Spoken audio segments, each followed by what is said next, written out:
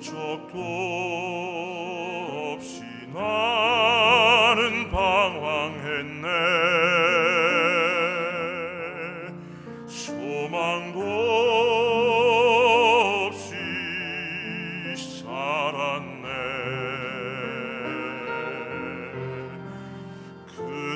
그때에 모자국 난 그 손길 나에게 새 생명 주셨네.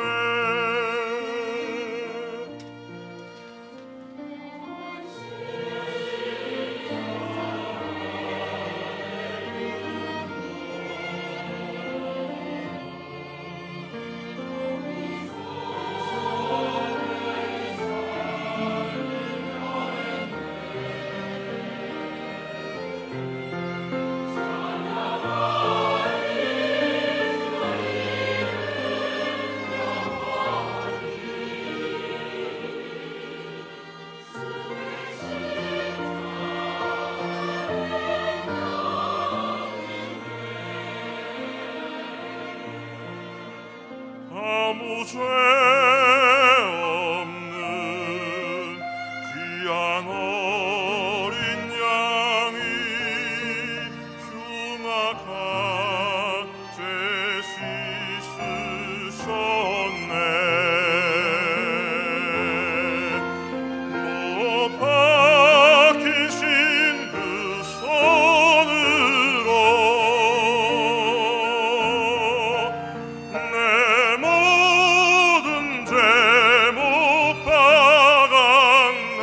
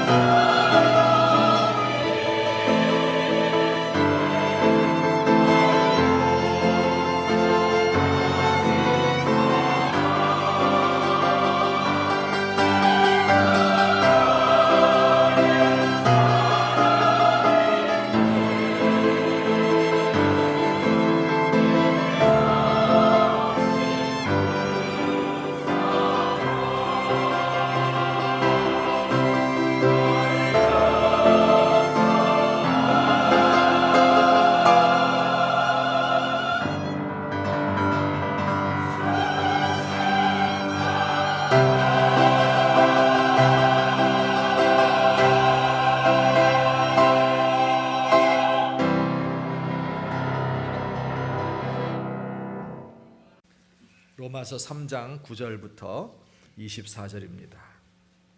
한 절씩 교독하겠습니다. 그러면 어떠하냐? 우리는 나으냐? 결코 아니라. 유대인이나 헬라인이나 다 죄 아래 있다고 우리가 이미 선언하였느니라. 깨닫는 자도 없고 하나님을 찾는 자도 없고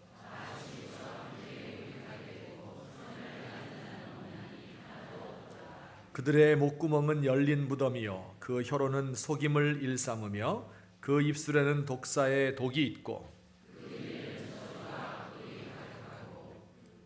그 발은 피 흘리는 데 빠른지라 평강의 길을 알지 못하였고 우리가 알거니와 무릇 율법이 말하는 바는 율법 아래에 있는 자들에게 말하는 것이니 이는 모든 입을 막고 온 세상으로 하나님의 심판 아래에 있게 하려 함이라.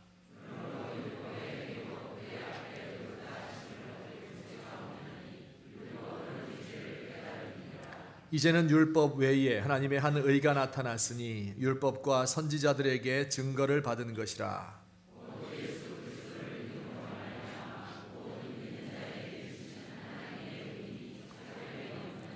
모든 사람이 죄를 범하였음에 하나님의 영광에 이르지 못하더니 그리스도 예수 안에 있는 속량으로 말미암아 하나님의 은혜로 값없이 의롭다 하심을 얻은 자 되었느니라. 아멘.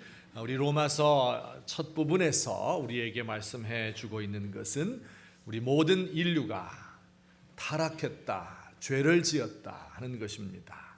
전적 타락이라고 이야기합니다. 완전히 타락했다. 죄가 인간성 속속들이 파고 들어갔습니다. 우리의 마음에, 그리고 우리의 지성에, 우리의 입술에, 손과 발과 행동을 통해서 우리가 죄를 짓고 있다. 그런데 그 중에 어떤 사람은 죄를 짓고 어떤 사람은 안 짓는 게 아니라 모든 사람이 죄를 지었다. 유대인이나 헬라인이나 야만인이나 지성인이나 도덕적인 삶을 산다 하는 사람이나 부도덕한 사람이나 다 마찬가지로 죄인이다. 우리 사람들이 만든 모든 제도도, 민주주의도, 자본주의도, 공산주의도 다 타락했다. 우리가 사용하고 있는 언어, 사랑이라는 말, 정의라는 말, 평화라는 말 참 좋은 말이지요. 그런데 그것들도 타락해서 그 의미가 바뀌어 버렸다. 우리 사람들은 선에 대해서 무지하고 선을 안다고 하더라도 그것을 행할 능력이 없다. 이것을 가리켜서 전적 타락이다. 토탈 디프레비티다. 그렇게 이야기를 합니다. 물론 사람들이 그 죄를 이기기 위해서, 해결하기 위해서 아무 노력도 안 하는 것은 아닙니다. 3장 20절 말씀에 그러므로 율법의 행위로 그의 앞에 의롭다함을 얻을 육체가 없다.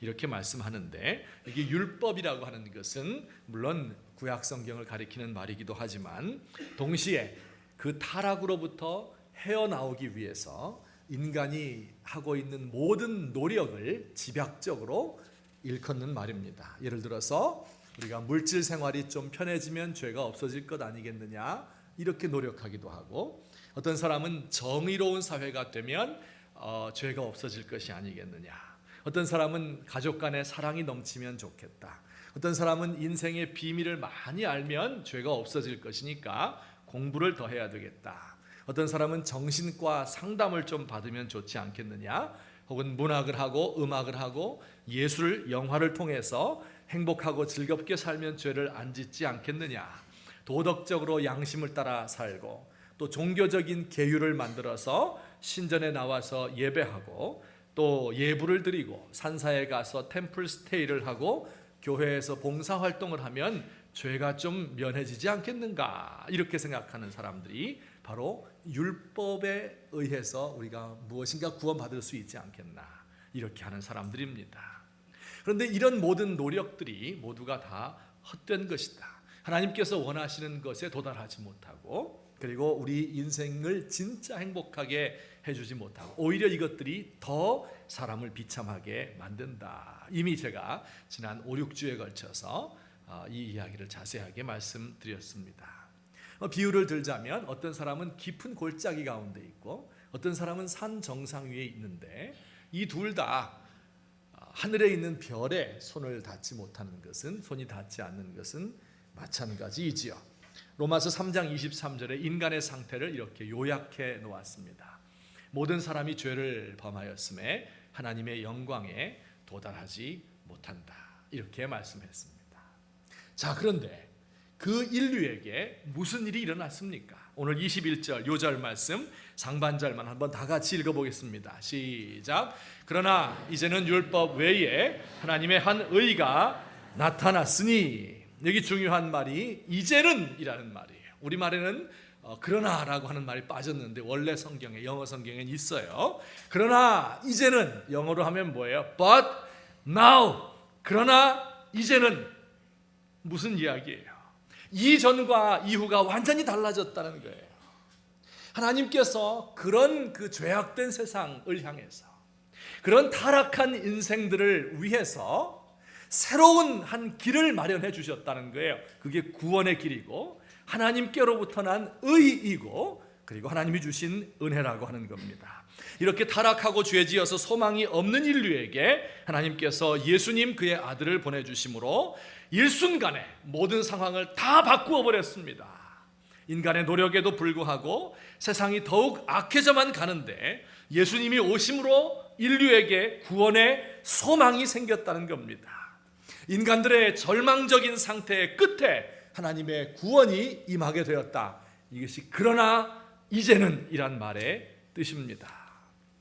물론 이 말씀은 예수님께서 이 땅에 오신 것을 가리키는 말이지요. 그러면서 동시에 하나님께서 우리 사람들을 향해서 일하시는 방법, 패턴을 우리에게 가르쳐주고 있습니다. 사람이 도무지 상상할 수 없는 방법으로 인간이 예기치 못하였던 때에 갑작스럽게 하나님의 개입이 임하게 되고 사람들에게 하나님의 은혜를 부어주셔서 그래서 그 사람에게 새 생명을 주신다, 그런 이야기입니다. 제가 예를 들어서 한두 가지 설명을 해드리겠습니다. 1907년은 지금부터 약 100여 년 전이죠. 우리 민족사에서 가장 치욕적인 해 중에 하나였습니다. 일제가 청일전쟁에서 승리하고 러일전쟁에서 승리했습니다. 그리고 1905년에 을사조약을 맺음으로 우리의 외교권을 박탈했습니다. 미국과는 이미 1905년 그 이전에 카츠라 테프트 밀리약이라는 것을 맺었어요. 이건 뭐예요? 미국이 필리핀을 먹는 것을 일본이 눈 감아 줄 테니까 일본이 조선을 식민지로 삼아라, 미국이 눈 감아 주겠다. 여기서 나온 말이 미국 놈 믿지 말라 하는 말입니다. 을사조약이 강요에 의한 것임을 세계에 알리기 위해서 1907년에 고종이 밀사를 파견했죠. 그게 뭐예요? 헤이그 밀사 사건입니다. 근데 그게 성공 못했어요. 그리고 들통났습니다. 일제가 그것을 빌미 삼아서 한국의 내정에 관한 권리를 장악하려고 했어요. 이게 1907년 7월에 있었던 정미 7조약이라고 하는 겁니다. 일본 사람 장관 밑에, 한국 장관 밑에 일본 사람 차관을 두어서 차관이 결재하지 않으면 아무 업무가 진행되지 않도록 그렇게 조약을 맺었습니다. 8월 달에는 군대를 해산했어요. 이제는 조선 사람 군대가 조선을 지키는 것이 아니라, 왕궁을 지키는 것이 아니라 일본 사람들이 지켜주게 되었습니다. 여러분, 이렇게 해서 한 2, 3년 뒤에는 한일 합방이 일어나게 되는 겁니다. 자, 이런 일련의 과정을 거치는데 우리 생각에 한국 사람들은 아주 순수하고 정직하고 백의 민족, 아무것도 모르는데 일본 사람이 막 쳐들어와 가지고 한국을 억압했다, 먹어버렸다, 그렇게 생각이 되십니까? 아닙니다. 한국 사람이요, 나라가 망할 때는 망할 이유가 있는 거예요. 망할 만하니까 망하는 겁니다. 을사오적이라는 대신들이 있지요. 이들이 돈을 받고 그리고 권력을 유지하는 대가로 팔아넘긴 거예요. 근데 그보다 더 나쁜 사람들이 있었으니 순종을 비롯한 조선 황실입니다. 일본으로부터 자귀를 받고 어마어마한 액수의 은사금을 받았습니다. 을사오적이 받은 것의 수십 배에 달합니다. 그 당시 관료들은 가렴주구를 일삼고 백성들의 피를 빨아먹고 있었습니다. 백성들은 도저히 소망이 없으니 게으름과 나태와 자포자기, 술과 마약과 노름에 찌들어 있었습니다. 이런 걸 뭐라 그래요? 전적 타락이다. 완전히 타락해서 소망이 없습니다. 나라를 사랑하는 사람들이 없고, 그리고 위에서부터 아래까지 다 타락해버린 그 시절, 이게 1907년의 우리 민족의 모습이었습니다. 바로 그때 얘기하지 못했던, 예상하지 못했던 하나님의 일이 시작되는 거예요. But now, 이게 시작되는 거예요.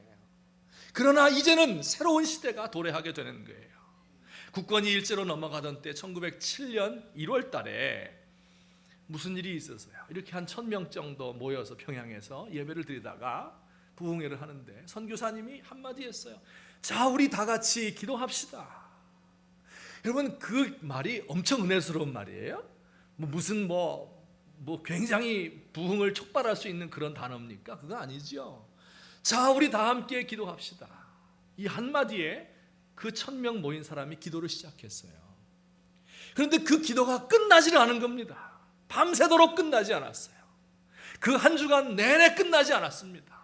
그 기도 소리가 몇 달 동안 전국을 울려 퍼진 겁니다. 사람들이 모두 자신들의 죄를 가지고 나와서 하나님 앞에 고백했습니다. 그리고 그들의 삶이 바뀌었습니다. 그동안 아무 의미가 없이 살아가던 그 사람의 눈들이 빛나기 시작했습니다. 도둑질하고 사기쳤던 그 돈을 다 갚았습니다. 가난해도 정직하고 공정한 사람이 되어야 된다. 새로운 인격으로 거듭났습니다. 노비를 해방시키고 첩을 내보냈습니다. 성도들이 교회에 나와서 기도하는 것이 최고의 기쁨이고 말씀 듣는 것이 꿀맛과 같았습니다. 자발적으로 교회를 위해서 자신들의 것을 헌신하고 돈이 없는 사람은 몸으로 봉사하였습니다. 나라를 위해서 기도하고 새벽마다 모여서 간구하고 나라를 위해서 헌신했습니다. 이미 국권은 일본으로 넘어갔지만 조선 예수교 장로회가 조직되어서 조선 민족의 정신을 살려 이어갔습니다. 여러분, 이게 하나님이 일하시는 방법이에요. 어떤 정신없는 학자들은 말하기를 이게 선교사들이 꾸민 일이다. 아니, 여러분, 선교사가 이런 일을 어떻게 할 수 있어요? 물론 기대는 하고 기도는 했겠지요. 하지만 이건 사람이 상상할 수 있는 일이 아닙니다.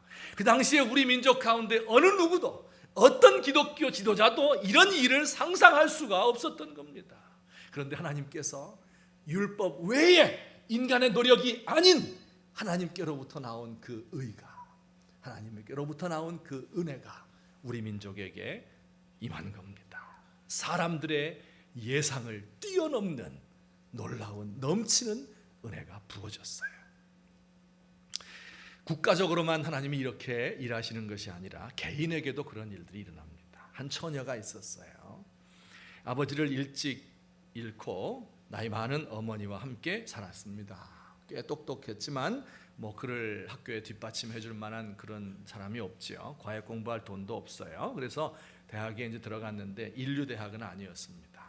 대학을 졸업한 후에 한 10년 동안 학원 강사를 하면서 가족들을 부양했습니다. 근데 근근히 살았기 때문에 돈을 모으지 못했죠. 놀러 다니거나 데이트하거나 그럴 여유도 없었습니다. 이제 혼기가 차서 결혼을 해야 되는데 손에 쥔 게 아무것도 없어서 고민만 하고 있었습니다. 그러다가 이제 혼처가 나타났어요. 아이가 딸린 이혼한 남자와 결혼을 했습니다. 근데 그 아이가 마침 지적 장애인이에요. 이 학교 공부를 따라갈 수 없는 그런 사람입니다. 이 아이가 새엄마를 무척 괴롭게 했습니다. 시어머니는 자기 아들과 손녀만 최고로 알지 며느리를 인정해 주지 않았습니다. 혼수를 해오지 못했다. 이걸 늘 타박했습니다. 우리 권사님들 잘 들으세요. 혼수 안 해왔다고 하면은 시험 들어요. 이거 예수 믿는 시어머니 하실 일이 아닙니다. 그때마다 이 여자는 삶의 회의가 들고 이혼하고 싶은 마음 100번 들고 우울증에 걸렸습니다. 항상 불행한 것만은 아니었어요. 아들을 낳았습니다. 잠시 동안 행복감을 느꼈어요. 그의 남편도 아내와 아이를 사랑했죠. 그런데 그만 마귀가 씌었는지 남편이 살짝 바람을 피웠습니다. 이걸 다 은폐하려고 노력을 했지만 꼬리가 길면 밟히지요. 아내가 이 사실을 알게 되었습니다. 얼마나 상심했어요. 이 세상에 믿을 놈 하나도 없다. 남편 하나 믿고 이 고통스러운 삶을 근근히 이어가고 있는데 이럴 수 있는가? 남편에게 대들었어요. 그 남편이 여자를 때렸습니다. 멍이 들고 피가 났습니다. 여자는 죽고 싶었어요. 불행했습니다. 어디다가 하소연할 수 있어요? 친정에 하소연할 수 있어요? 누구에게 하소연할 수 있어요? 싸우면 싸울수록 남자와의 사이가 벌어질 수밖에 없습니다. 도대체 이 가정에 소망이 있습니까? 여러분, 이 여인을 위로해 줄 사람이 있습니까? 이 남편을 치료해 줄 사람이 있습니까? 당장 달려가서 이혼시키는 것이 옳지 않겠습니까? 그러면 이혼하면 행복한 삶이 기다립니까? 한평생 후회 속에 살아갈 겁니다. 또다시 가난해지고 이번에는 어린 아들까지 데리고 고생해야 합니다. 그 아기는 아버지 없는 아이가 되고 장애인 딸은 돌보아줄 엄마가 없는 딸이 됩니다. 이럴 수도 없고 저럴 수도 없는 절망적인 상태, 불행한 상태입니다. 바로 이때가 어떤 때예요? 이때가 하나님이 찾아오시는 때예요. 그러나 이제는 하나님의 은혜가 임했습니다. 예배를 드리다가 잘 예배를 드리는데 그날 말씀 듣는 중에 성령께서 강하게 그 여자의 마음을 움직였습니다. 그 자리에서 꼬꾸라졌어요. 억울함 때문에, 고통 때문에 크게 통곡했습니다. 그 통곡 속에서 하나님의 은혜와 위로가 그를 감쌌습니다. 여러분, 이 일이 하루 만에 끝난 게 아니에요. 그때부터 1년 동안 하루도 빠지지 않고 새벽마다 하나님 앞에 나가서 1시간 내지 2시간씩 울었습니다. 통곡하고 나면 하나님의 강한 위로의 말씀이 매일매일 다른 말씀이 그에게 들려진 겁니다. 남편도 그를 따라 새벽에 나가기 시작했습니다. 그에게도 용서와 치료의 광선이 강하게 임하였습니다. 다시 한번 행복한 가정을 시작할 수 있게 되었어요. 여러분, 이 일을 누가 예상할 수 있습니까? 사람이 이런 일을 생각이나 했겠습니까? 이런 일이 있어야 되겠다, 우리 인간이 할 수 있는 그런 일이 아닙니다. 그런데 이제는 하나님의 이 예기치 못한 하나님의 은혜가 인간이 예상할 수 없는 방법으로 그의 심령 속에 부어지니까 이 모든 문제가 해결되는 것은 물론이고 오히려 그와 같은 고통을 통해서 하나님을 만나고 진정한 삶을 회복하게 되는 이와 같은 놀라운 출발점이 된 것을 믿으시기를 주의 이름으로 축원합니다. 여러분, 이게 하나님께서 일하시는 방법이라고 하는 거예요. 인간의 일이 끝났을 때, 절망적인 상황에서 아무것도 할 수 없는 그때에 하나님께서 그에게 찾아오셔서 은혜를 부어주십니다. 자, 그러면 하나님께서 이렇게 일하신다고 하면 이 패턴을 보면서 우리가 어떤 마음을 가져야 되겠습니까? 어떻게 생각하고 행동해야 되겠습니까? 두 가지로 제가 말씀드리겠습니다. 우선 첫째, 우리 다 같이 읽습니다. 시작. 하나님이 이미 나타난 은혜에 대하여 하나님을 찬송합니다. 하나님의 일하시는 이 방법을 제일 잘 안 사람이 누굴까요? 뭐 여러분 다 알았겠지만은, 그러나 그 중에 최고가 사도 바울 선생님이에요. 왜냐하면 그에게도 하나님이 그렇게 임했거든요.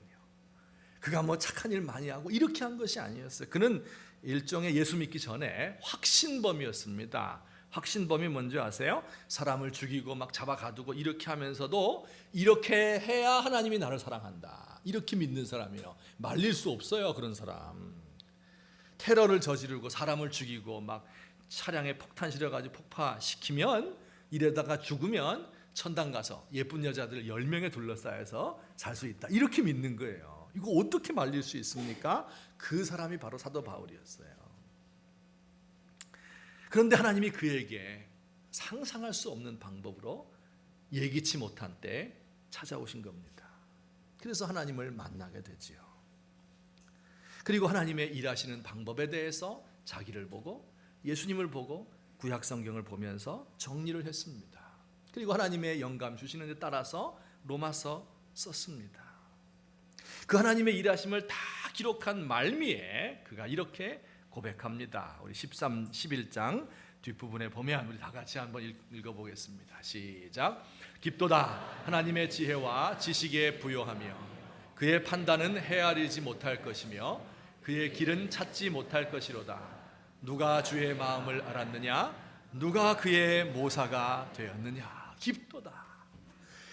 어떻게 하나님께서 이런 방법을 상상해내셨을까요? 누가 하나님의 마음을 알 수 있겠어요? 누가 그의 모사가 되어서 하나님 보고 이렇게 하는 게 좋겠습니다, 저렇게 하는 게 좋겠습니다, 이렇게 말할 수 있는 사람이 어디 있겠는가? 그 하나님이 하시는 일을 도무지 사람이 짐작할 수 없다. 그를 찬송할 수밖에 없다. 이렇게 이야기한 겁니다. 18세기 영국에 존 뉴턴이라고 하는 사람이 살았어요. 존 뉴턴. 이 사람은 7살 때 어머니를 잃었습니다. 어머니는 매우 경건한 분이었는데 어머니가 돌아가셨어요. 그리고 11살 때 자기 아버지를 따라서 선원 생활을 했습니다. 선원들이 다 그런 건 아니겠지만 부도덕하고 방탕한 삶을 사는 사람들이 많습니다. 18세에 그가 해군이 되었는데 그 당시에 이제 해군은, 영국의 해군은요, 세계 최강의 이 무적을 자랑하고 있지요. 그런데 그 해군에서 그만 못된 친구를 만나 탈영하다가 체포되고 매를 맞고 면직되어서 노예로 팔려가게 됩니다. 노예로서 한 몇 년을 지나게 돼요.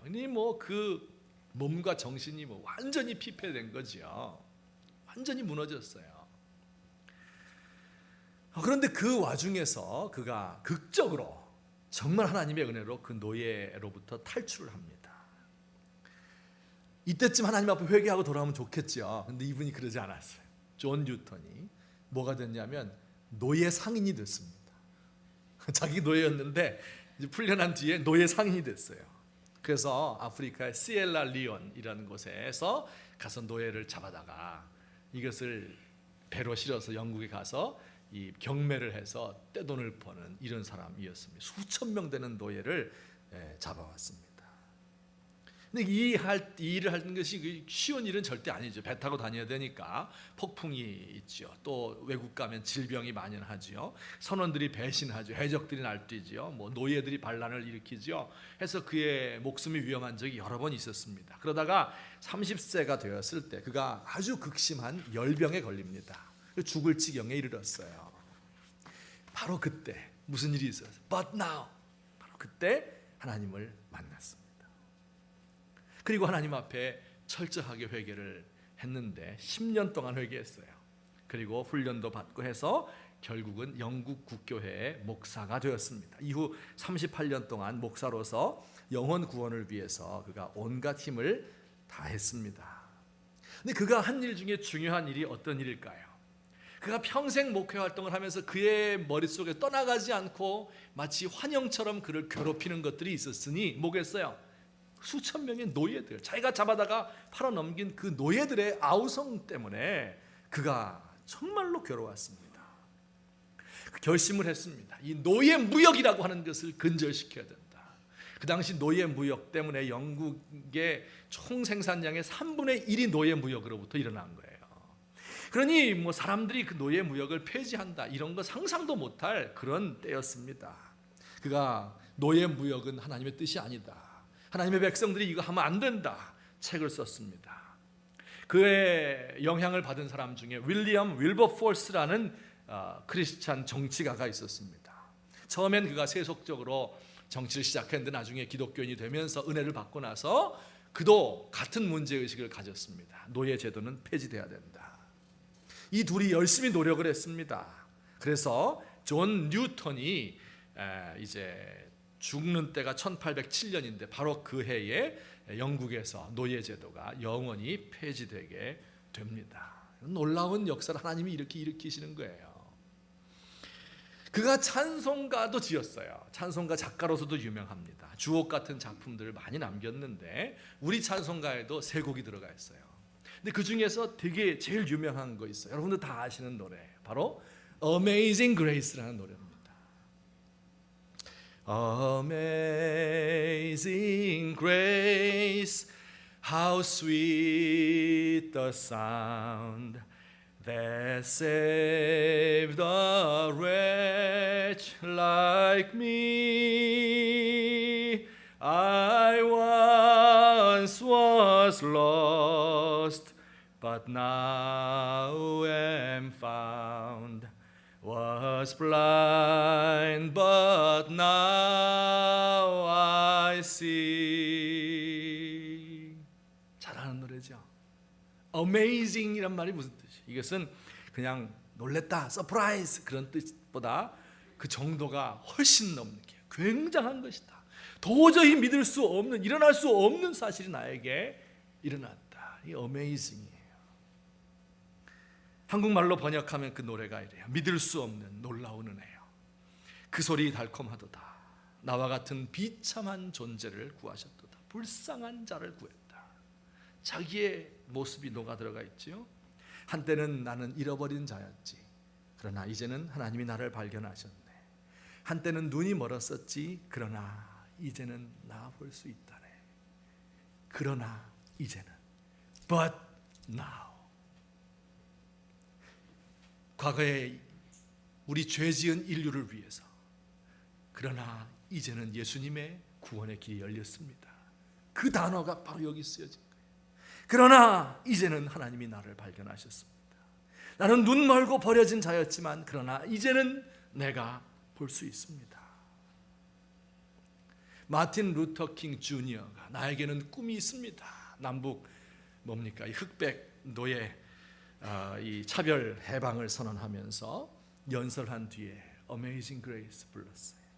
넬슨 만델라가 석방되었을 때, 베를린 장벽이 무너졌을 때, 9.11 세계 무역센터가 무너져서 온 미국 사람들의 마음이 땅에 떨어졌을 때, 그때 이 은혜의 찬송이 불리워졌습니다. 왜 그래요? 그런 가장 극악한 상태, 가장 절망적인 상태, 인간이 도저히 소망이 없다고 할 바로 그때, 그 순간, 그러나 이제는 하나님의 의가 나타납니다. 그러나 이제는 그 순간이 바로 하나님의 은혜가 임하는 때입니다.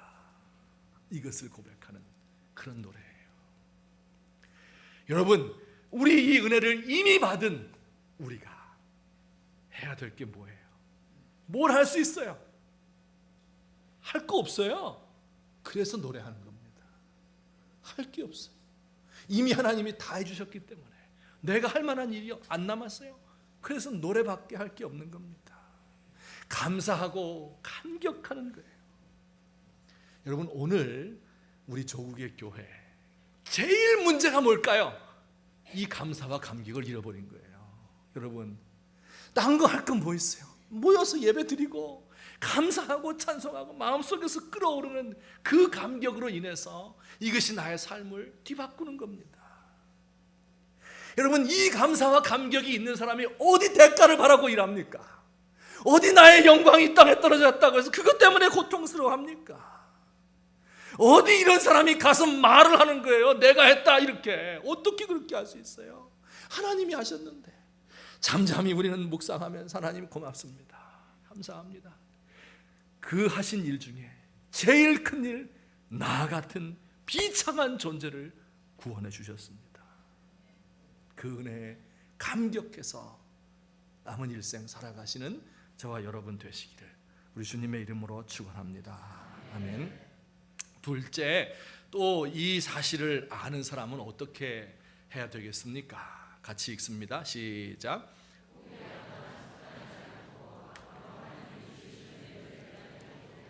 포기하거나 속단하지 않고 앞으로 하나님이 주실 은혜가 또 있다는 거예요. 이미 주신 그 은혜에 대해서 감사하고 감격하지요. 근데 앞으로 우리에게 주실 게 또 있다는 겁니다.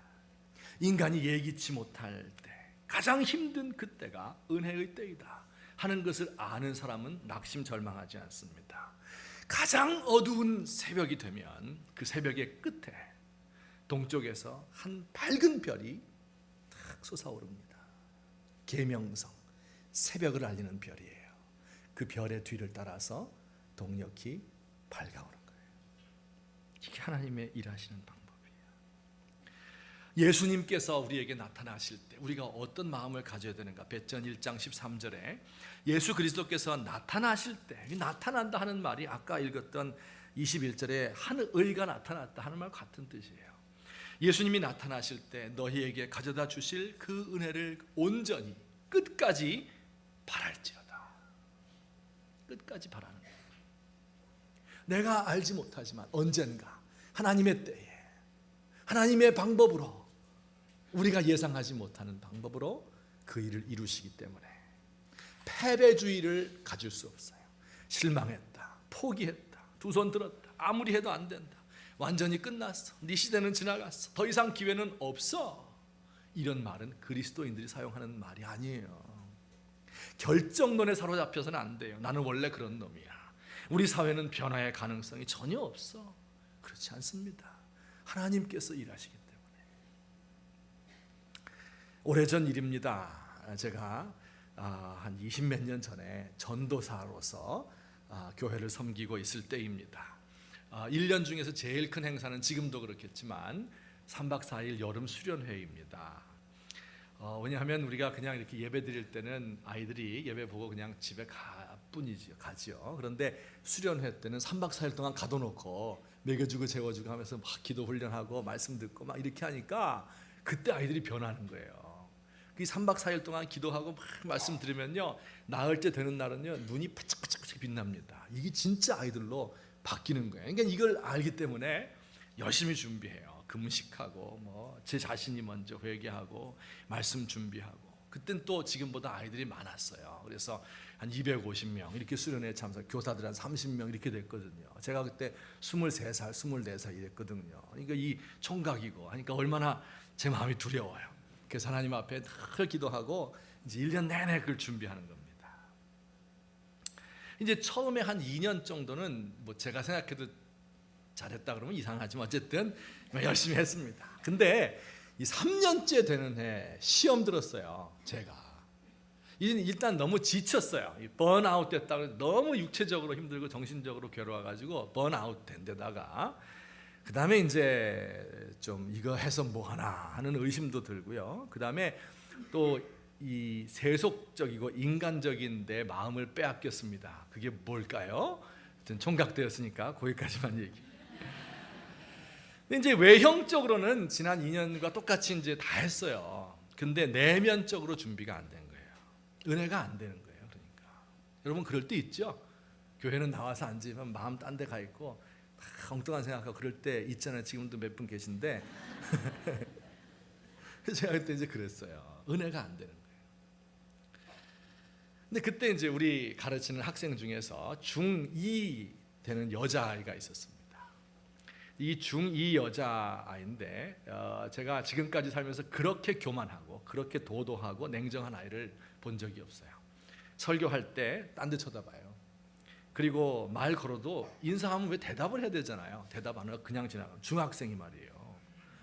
그래서 내가 가정환경 뒷조사를 해보니까 아버지가 고려대 연구교수, 엄마가 초등학교 선생님이고 전교 1, 2등 하는 아이예요. 억지로 엄마 때문에 교회 나오고 억지로 등 떠밀려 수련회 갔는데 그게 무슨 은혜가 되겠어요. 그래서 그 애만 보면 예배보다 말고 밥맛이 떨어져 설교가 안 돼요.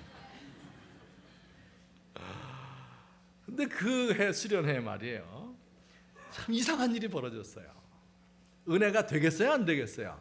안 된다 그랬죠. 왜냐하면 제가 안 되는데 애들이 은혜 받겠습니까? 제가 충만해도 받을까 말까인데 아무도 은혜를 못 받는 거예요. 근데 놀랍게도 그 아이 하나만 은혜 받는 거예요. 이야, 그 참 신기해요. 설교 시작할 때 눈물 흘리기 시작하더니요, 기도회 하니까 통곡을 하기 시작하는 거예요. 근데 제가 그렇게 질기게 우는 아이 처음 봤습니다. 3박 4일을 울어요. 울어 제끼는 거예요. 그냥 계속 우는 겁니다. 그 아이가 완전히 변했어요. 교만이라는 걸 다 씻어버렸어요. 애들은 3박 4일 울면 씻어져요. 어른들은 한 10년 가야 되는데 야, 하나님께서 이 아이를 어떻게 쓰시려나 제가 마음에 그런 생각을 좀 했었습니다. 나중에 얼마 후에 밝혀졌는데 그 아이의 아버지가 간첩이에요. 그래서 감옥 가서 10몇 년 살다가 출소한 지 얼마 안 됩니다. 하나님께서 아마 그 아이의 마음을 준비시켜서 그래서 그 모든 고통의 때를 견디어 나가라고 하신 것이 아닌가 그런 생각이 듭니다. 제가 이제 목회 생활하면서 뭐 별 사람 다 만났는데 그 중에 이제 특별한 사람 누군가 한번 생각해봤어요. 그랬더니 그 중에 한 분, 여러분 박종철 고문 치사 사건 혹시 아세요? 87년도에 탁 치니까 이 물고문에 죽였으면서 그죠? 이래가지고 막 데모 일어나고 했던 그 박종철을 죽인 사람, 그 고문 경관, 그 사람 회개할 수 있겠어요, 없겠어요? 여러분 그 인간성은 말이에요. 이 고문에서 사람 죽이는 그 정도 되면은 더 이상 인간이 아닌 거예요. 여러분 집에서 고양이 확 해서 죽일 수 있어요? 그거 안 됩니다. 바퀴벌레는 죽이죠. 그 사람이 하는 짓이 아니에요. 그런데 그 가족이 우리 교회에 나왔어요. 그래서 회개하고 은혜 받고 집사가 됐습니다. 또 제가 생각나는 분, 어떤 가난한 여자분이 있었는데 아기를 낳았는데 장애아를 낳았어요. 두 번째 낳았는데 또 장애아를 낳았어요. 너무 가난한데 그 아이들을 돌보면서 자기가 벌어서 먹고 살아야 되는데 그가 하는 직업이 뭐 아무것도 없어요. 근데 그때 무슨 직업이었었냐면 목욕 도우미 때밀이 했습니다. 그걸로 가족을 부양했어요. 그런데 그분 뭐 교회 나올 적이도 없어요. 왜냐하면 너무 힘들기 때문에 교회 나오면은 뭐 이렇게 여유가 없지요. 그런데 이상하게 그분이 은혜 받은 거예요. 그래가지고 그분이 헌금을 했는데 그때 당시에 때밀면 1,000원씩 내던 때입니다. 1,500원 이렇게. 그런데 그때 50만 원을 냈어요. 우리 애들은 성가대를 못 하는데 내가 보니까 성가대가 중학생들 너무 예쁩니다. 그들 가운이 다 떨어진 것 같은데 이 돈으로 가운을 해주세요. 그러면서 헌금을 했어요. 제가 그걸 어린 나이였지만 받을 수가 없어요. 받을 수 없어요. 그런데 하나님이 그에게 은혜를 베푸셨기 때문에 그 일을 기쁨으로 감당한 겁니다. 여러분 우리 생각하다 보면 저도요 가슴이 좀 이렇게 제가 새 가슴이잖아요. 그래가지고 좀 나보다 똑똑한 사람이 있으면 야 저 사람 절대 예수 안 믿겠다. 왜냐면 교만하니까 똑똑합니다. 전도 안 해요. 또 못 알아듣는 사람이 있으면 이게 못 알아듣는데 뭘 전도를 하나 안 해요. 잘 사는 사람이 있으면 야 부자가 천당 가는 게 낙타가 바늘 들어가는 것만큼 어려운데 전도 해봐야 뭐 하겠냐 안 해요. 가난한 사람 이거 먹고 살기도 바빠 죽겠는데 교회 나올 이렇게 따지면 전도할 사람 한 명도 없어요 세상에. 그런데 전도하기 제일 어려운 사람이 누군가 하고 생각을 해보니까 저 자신이에요. 예수 믿은 후에도 죄 짓고 예수 믿은 후에도 뭐 엉뚱한 생각하고 죄 짓고 막 이러는데 근데 나도 예수 믿었다 생각하니까 세상에 예수 못 믿을 사람은 없다. 하나님이 은혜로 변화시키지 못할 사람은 없다 하는 것을 제가 확신합니다. 대학 졸업자의 취업률이 50% 정도 됩니다. 대학을 졸업해도 반 이상이 직장을 구하지 못하고 직장에 다녀도 질 좋은 오래 다닐 수 있는 직장이 아닙니다. 직업이 없으니 돈을 벌 수 없고 결혼도 할 수 없어요. 이것이 오늘날 우리의 젊은이들의 모습이에요. 그런데 그래도 낙심하지 맙시다. 우리 젊잖아요. 언젠가 하나님의 은혜의 때가 올 거예요. 그때를 바라보며 기다리는 겁니다. 지난 2009년에 쌍용 자동차에서 구조조정 노동자 2,600명을 한 번에 해고했습니다. 제가 살던 데서 한 10분 거리에 공장이 있었고 또 제 교인들이 거기에 이제 노동자들이 많았기 때문에 지금도 이제 관심이 있습니다. 1년 반 정도 지났는데 2,600여 명 중에서 어제 텔레비전 보니까 13명이 죽었대요. 그런데 5명이 급성 심장마비 스트레스로 인해서 그리고 8명이 자살을 했답니다. 지난 4월에 13번째 죽은 사람은 지난 4월에 부인이 우울증으로 숨졌어요. 그리고 그 뒤로 극심한 스트레스 받다가 술을 많이 마셨죠. 그리고 마지막에 자살로 그의 목숨을 끊었습니다. 그의 남은 통장의 잔고가 4만 원 있었습니다. 빚 한 150만 원 졌대요. 그들에게 이제 그에게 남매를 두었는데 그 남매가 이렇게 편지를 썼어요. 뭐라고 썼겠어요? 아빠 힘내세요. 아빠, 엄마 사랑해요. 이렇게 하면서 하트 모양 막 그려주었어요. 제가 어제 제 딸로부터 그 편지를 받았거든요. 똑같은 편지를. 그 똑같은 편지를 그 아빠한테 쓴 거예요. 그리고 그 아빠는 죽었어요. 그 남매들만 남겨졌어요. 이런 모습을 보니까 얼마나 제 마음이 고통스러운지. 여러분 가운데 이런 사람이 있을 수 있습니다. 여러분 그래도 죽으면 안 돼요. 죽지 마세요. 왜요? 하나님이 준비하신 예기치 못한 때에 예상치 못한 방법으로 우리에게 은혜 주실 때가 있기 때문에 그 때를 기다리고 바라보는 사람은 죽지 않습니다.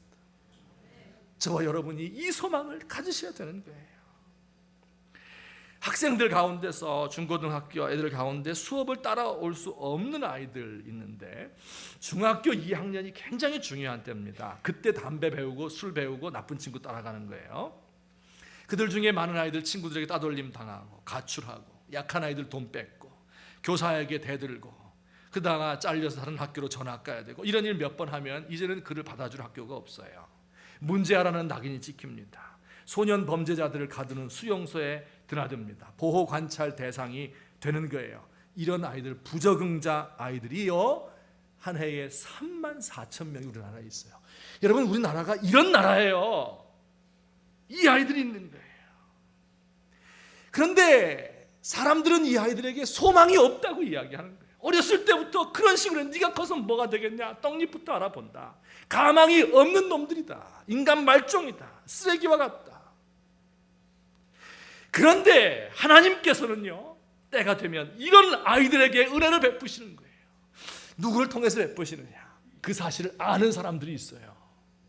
이게 하나님의 버림받은 존재가 아니다. 하나님이 택하신 귀하고 귀한 존재들 하나님께서 예기치 못한 때에 이들에게 은혜를 베푸신다. 그 때를 기다리고 소망하며 이들을 붙들고 있는 사람들이 있는 거예요. 여러분 저와 여러분이 하나님의 은혜를 알면 이렇게 살아가는 겁니다.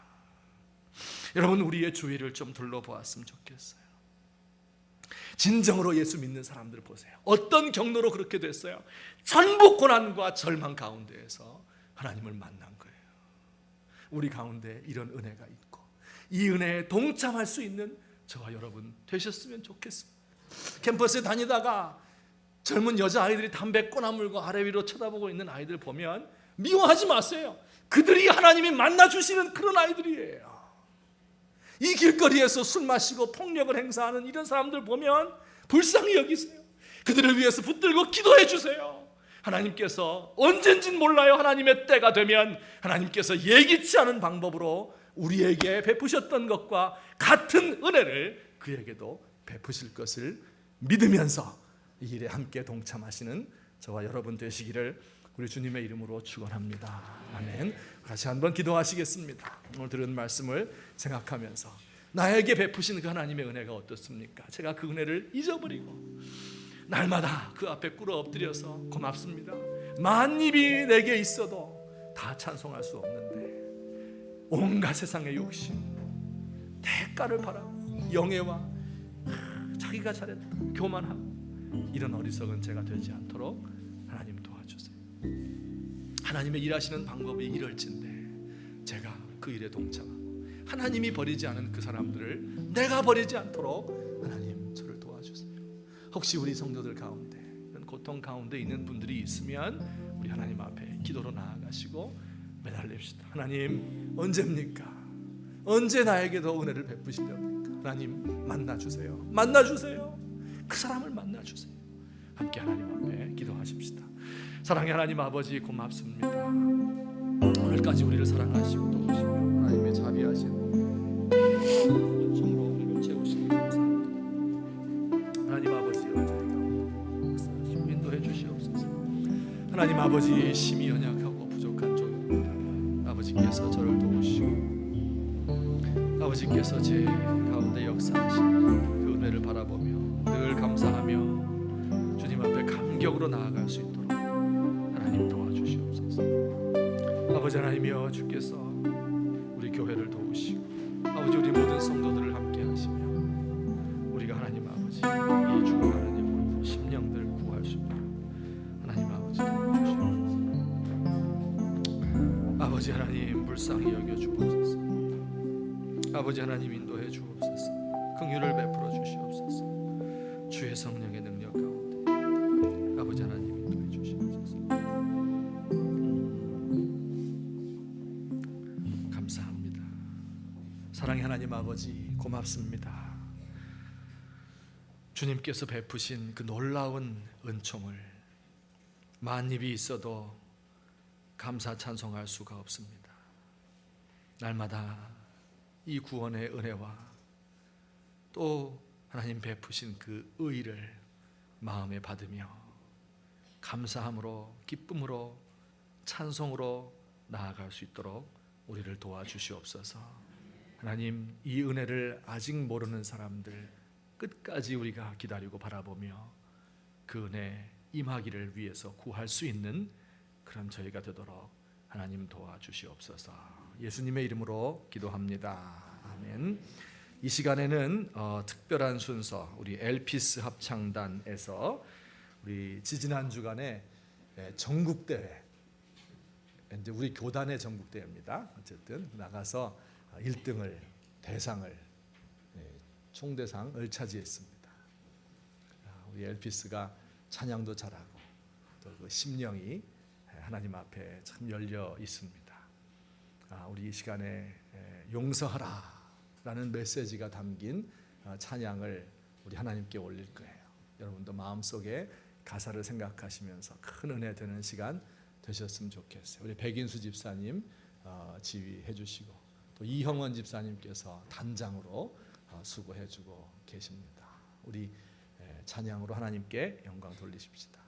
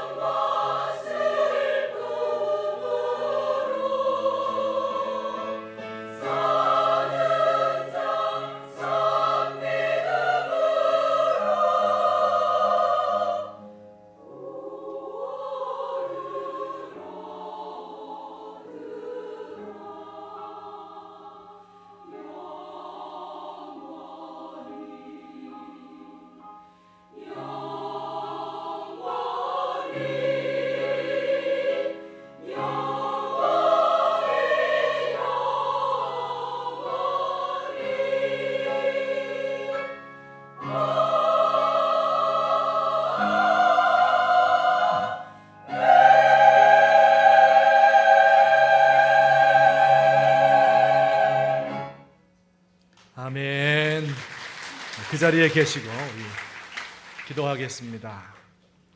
사랑의 하나님 아버지, 우리 하나님께서 우리에게 베푸신 은혜를 생각하며 우리에게 빚진 자들을 탕감해주고 그들을 용서할 수 있는 마음을 우리에게 허락하여 주옵소서. 하나님, 오늘 이 시간도 우리 주님 앞에 감사의 예물을 드렸습니다. 하나님, 우리의 마음과 우리의 몸을 바치고 우리의 모든 것 드려서 하나님께 감사해도 우리에게 베푸신 그 은혜의 만분의 1을 갚을 길이 없습니다. 하나님, 우리의 모든 죄악과 잘못을 뒤로 하시고 남은 생에 하나님 앞에 찬송하며 그리고 우리에게 맡겨주신 작은 한 영혼 위하여 하나님의 일이 그들 가운데 일어날 수 있기 위하여 기도하며 살 수 있도록 우리를 도와주옵소서. 하나님, 오늘 예물 드린 손길들에 하나님께서 큰 은혜로 복 주시며 질병으로 인하여서 시달리고 또한 그 마음의 질병으로 또 가족들을 사랑하는 가족을 먼저 보내고 혹은 사업과 직장으로 인하여서 미래가 어두워서 하나님 앞에 고통으로 부르짖는 종들의 간구를 응답하시며 하나님의 정하신 때에 사람이 알 수 없는 방법으로 우리에게 은혜 베푸시는 것을 깨닫게 하여 주옵소서. 이제는 우리 주 예수 그리스도의 은혜와 하나님 아버지의 사랑과 성령님의 교통하심이 오늘 이 시간 하나님 앞에 나와 경배 찬양하며 하나님께서 주신 그 은혜에 감격으로 예배하기를 원하는 주의 사랑하는 백성들 머리 위에 지금부터 영원토록 함께 계실지어다. 아멘.